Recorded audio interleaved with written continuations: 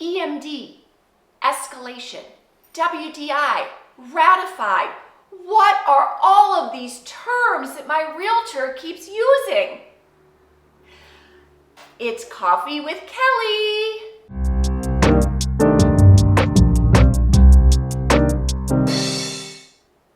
Let's talk about two of those terms. Escalation, which may actually help you to get ratified. So what is an escalation clause in a contract?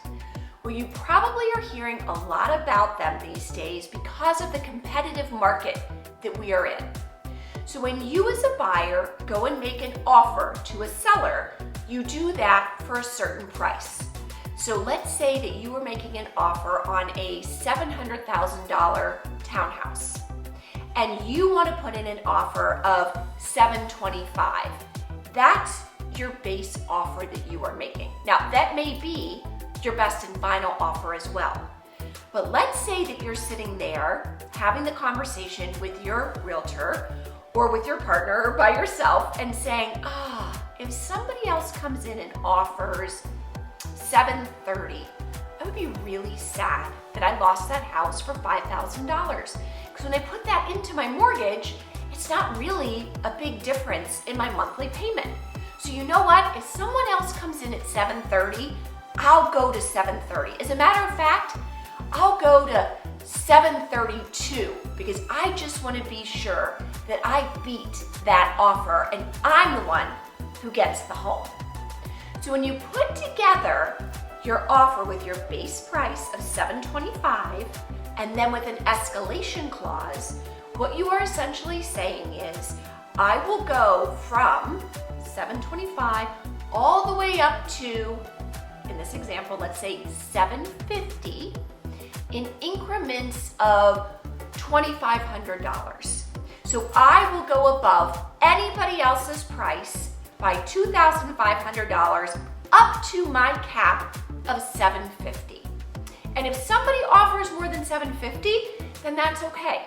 Then they should have the home because that's the top price that I feel comfortable offering for this home and my budget. Now, one thing to keep in mind as you put together those escalation clauses, and I would be happy to talk with you individually about my strategy, is to think about the seller and what differential is actually going to make a difference to them. Is that $500? Is that $1,000? Is that $2,500 like in our example? And clearly that depends a little bit on what that base price is, but there definitely is a strategy that can be used. And as I said, I'd be more than happy to talk with you individually about that. So now let's move on to the other term, which is ratified. I remember when I was a new agent hearing that term all the time, and each time I was like, ratified, right? What that essentially means is you have an agreement between the buyer and the seller that has been put in writing and all parties have signed agreeing to those terms. All things are initialed, all pages are initialed, all terms have been agreed to, and you have officially put in ink that you agree to those terms together, and now you have a ratified contract, which is great. That's the goal.